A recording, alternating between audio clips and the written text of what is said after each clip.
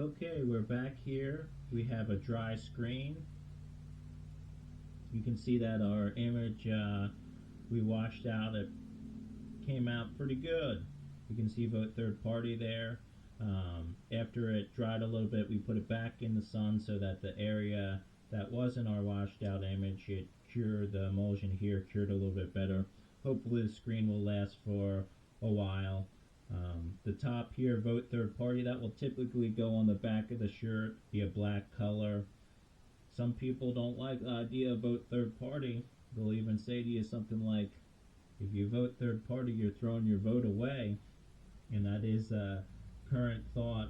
But we think maybe they're afraid of what a meaningful third party could do in terms of change. People always are afraid of change, so we're about voting third party. The bottom section here, as you can see that I've already tried some prints with it. It's 2 lines. It will line up in conjunction with the front, the screen for our printing, which is the Gump 2024. The 2 lines will go in between. I just felt like running. It will add a second color to the front of the shirt, just jazz it up a little bit, give it a little bit more dimension, and we think that will look cool. So that's why we printed this screen with 2 sections on it, basically. One will be typically on the front of shirts, and then the other one will be on the back. So just to recap what we've accomplished so far in this video, we showed you how to apply emulsion to the screen. That was the green liquid that we put on the screen here. It's not light sensitive, the one that we're using, until it dries. So we did it in a lighted area. We applied a thin, even coat. We put it into a dark place so that it could dry. Left it dry overnight. It says at least 4 hours in the instructions here. When we got back to it, we had a dry green screen, basically. Took that to a dark room. We flipped it upside down. We took our transparency that had our image, vote third party in the 2 lines, printed on it in black. We put double-sided tape on that, and we put it backwards as well, so that when you would flip the whole screen around, your letters would show up appropriately. We took a piece of glass, put that on top of the transparency to make it flush all the way around, even pressure, and then we put that on a dark background. Took a high-powered light, suspended that above, let the image burn in with an exposure time of about 12 minutes, and that will all depend on what type of light source you're using, how far the light is away from your screen. There's a few environmental variables that will come into play with that.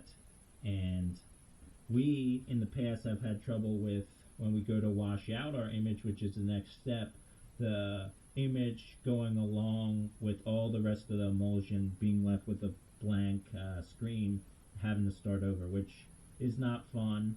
And so we actually let our screen sit in indirect sunlight for about an hour and a half in an environment like this to help with the curing. When we went back to wash it out, where our image was, the vote third party in the lines, we could tell was kind of a different color. It was almost like a fluorescent yellow, or starting to look like a fluorescent yellow, as opposed to the green here. So pretty confident that we could wash it out. You saw in the sink the process. It was painful. We went letter by letter, line by line. If you watch people that have a pro shop or do this more often, they sometimes take something so high pressure as like a pressure washer, and it takes seconds instead of minutes. But like I said, I was just kind of worried about not losing the image along with the rest of the emulsion, so I took it slow and went through that process. So after we washed our screen out, there's only really one step after that, and it's being ready to print. I've been doing some prints this morning already, just because, you know, they say practice makes perfect, and I haven't got a good one for the video yet. So there's a few things about printing. One concept is off contact. You don't want the screen sitting on the fabric or the paper that you're going to be printing on until you're doing your print stroke. So on the edges of my screen, I have pieces of adhesive that keep it, should be around 1/8 to 1/16 inch off of the screen. Here's the front of the test shirt that we're making,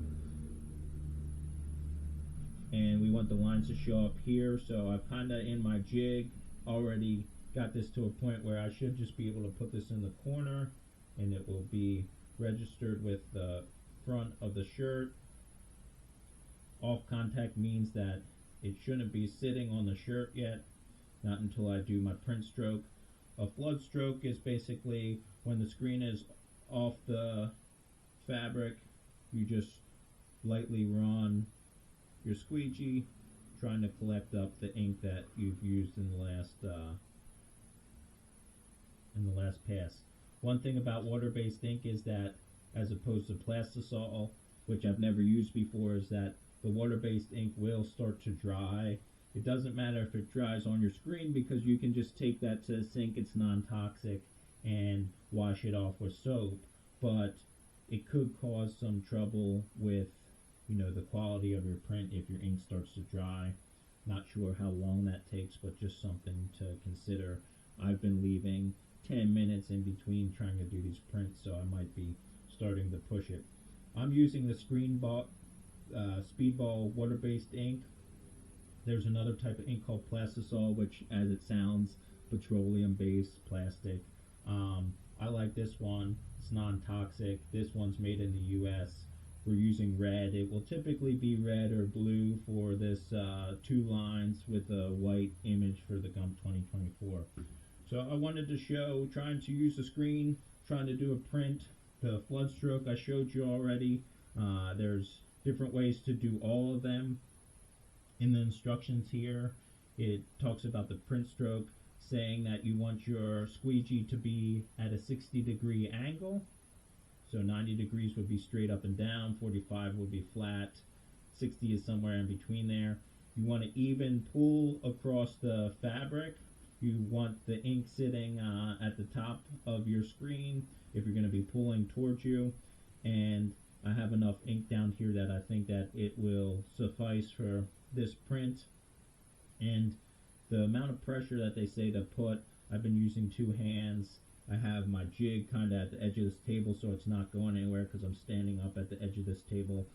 And you can get more sophisticated setups than this. I'm just doing this, as an amateur and just trying to see if I can get a quality product that can go onto our website store.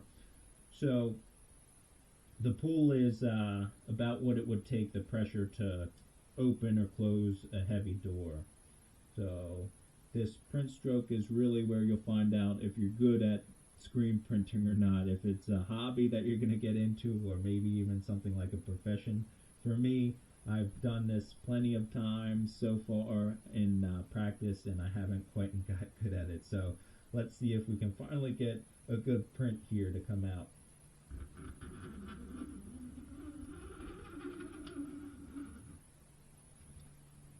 After you print, to reclaim the ink, you just do a flood stroke to get it back to the top of the screen there. Set your squeegee on the edge like that. I'm just going to move this to the side. And look at that. We got some red lines in here. They're lined up with the image. It's a dark color on a dark shirt, so that's something to keep in mind, but finally getting a little bit better at this and one step closer to having a product that can go on our store, one step closer to running across the country.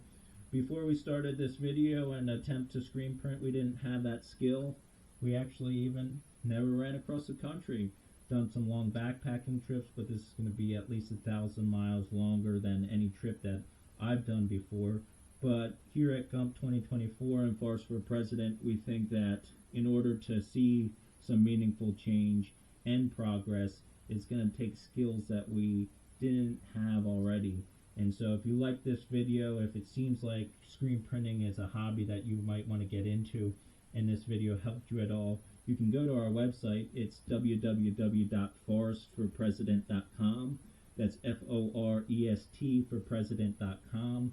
On that website, you'll be able to see more about our campaign, what it's all about the run. You'll be able to go to and take a challenge, the Run Forest Run Challenge. It's a couch to 5K, 10K, and marathon training plan. We also have a blog and, of course, a store that you can get cool merch like this, made individually and craftfully and skillfully by our group of volunteers. And join the team, help support our run across the country. We think that it's going to take all of us at Gump 2024.